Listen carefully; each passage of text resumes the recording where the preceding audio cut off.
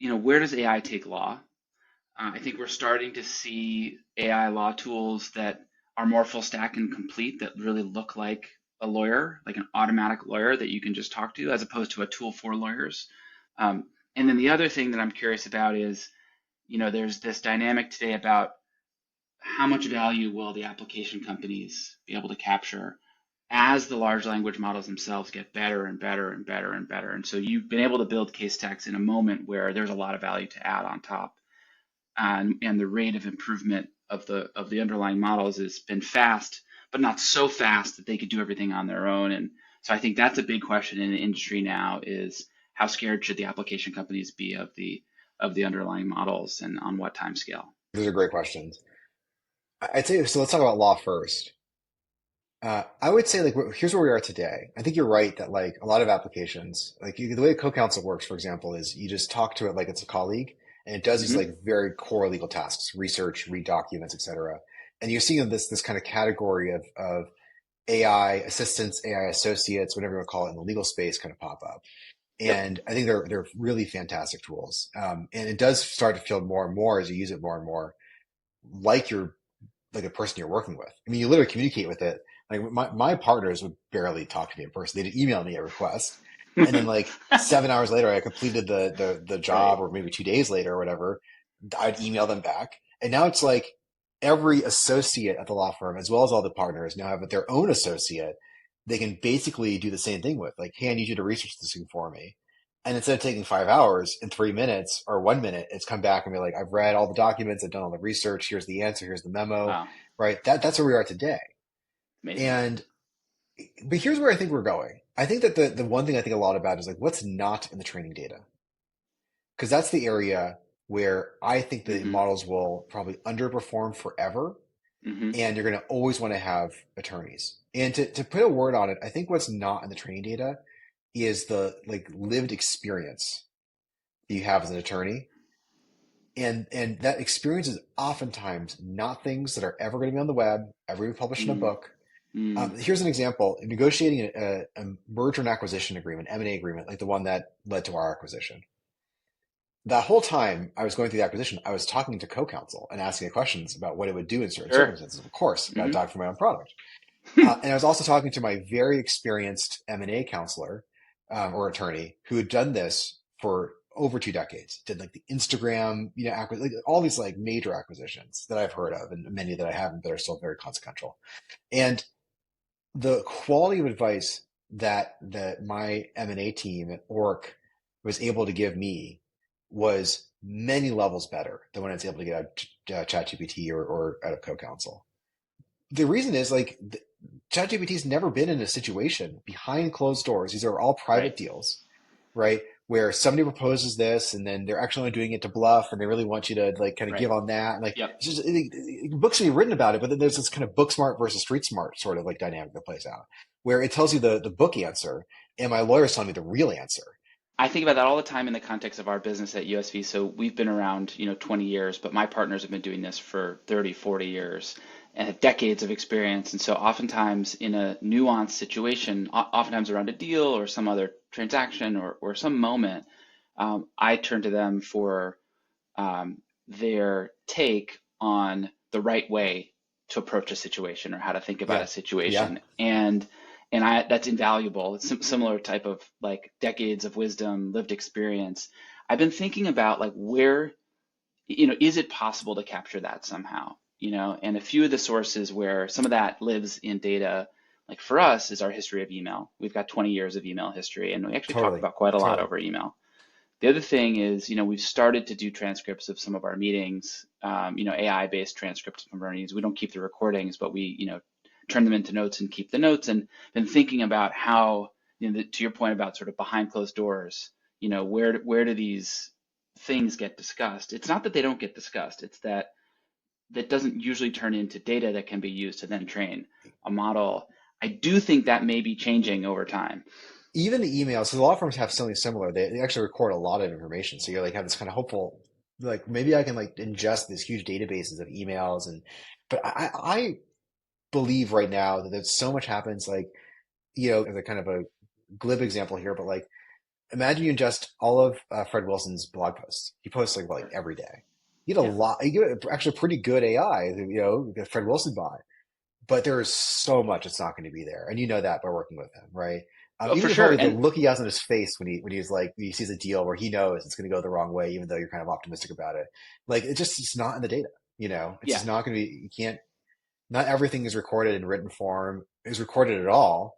In right. fact, again, in fields like medicine and law, finance, you're going to find a lot of stuff cannot be recorded Sure. because like For right privacy for security reasons and and right privacy reasons and security. like Yep. if during the M&A process like hey by the way can we record all this for training purposes I'm like no you cannot train on my um on the one hand one big dynamic is experience matters.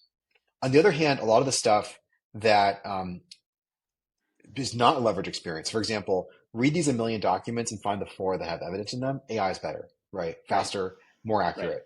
Um, do legal research for me. AI has this insane advantage, which it can run 100 different searches at the same time, read through all of the things that come back and in parallel, and bring you an answer within 5 minutes. That's going to be better than doing it the kind of old way of doing research yourself, right? And actually, Google, to their credit, along with the Gemini 2.0 released, also came out with this great like deep research product that looks a lot like our legal research product did 2 years ago, where it's like literally it's like I'm going to read 100 different websites for you and then give you an answer, right? Mm-hmm. That's way better than what I'd be doing sitting at Google. And similar thing happens when you're doing research in law. It's a lot of different places.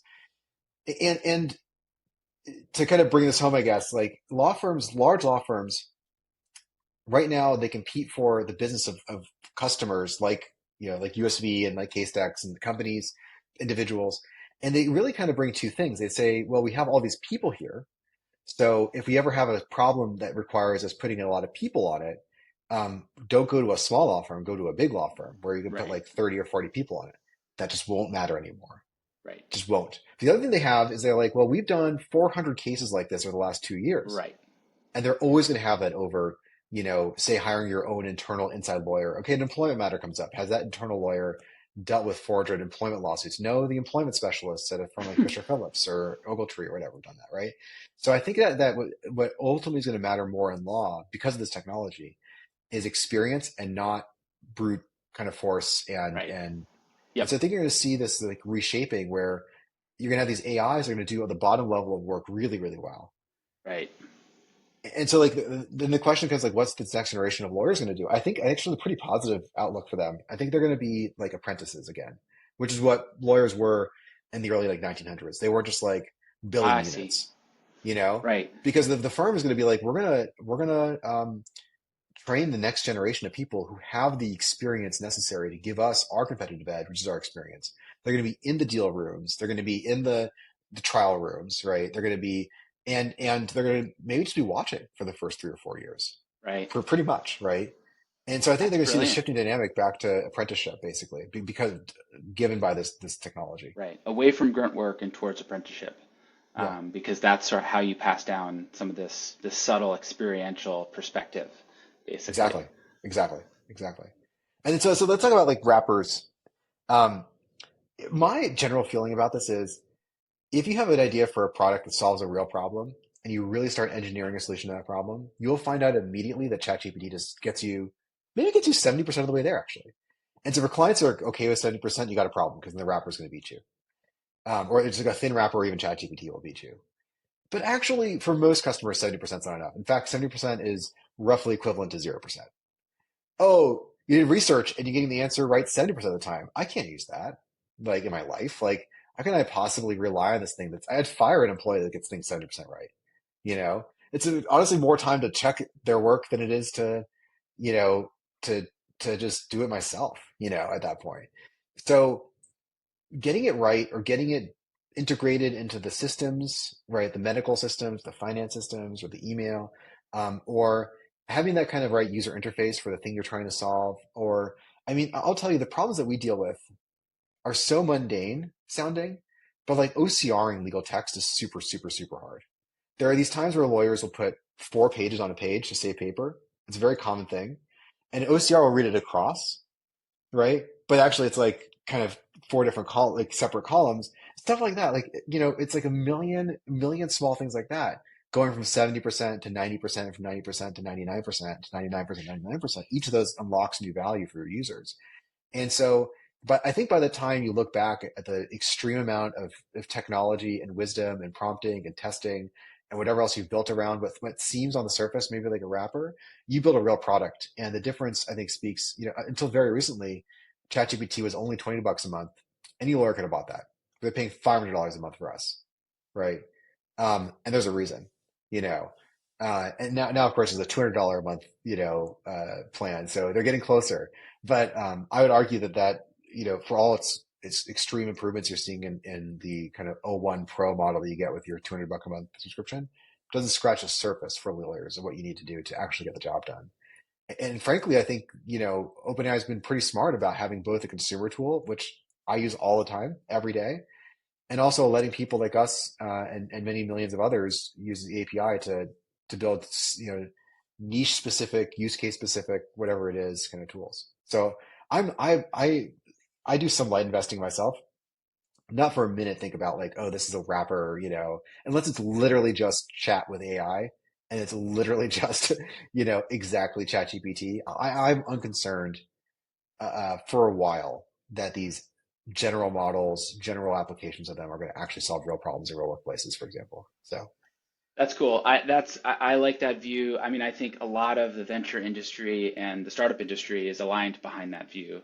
And I think the what to your point earlier about being surprised that maybe more things are not taking this superpower and bringing it to market in different categories.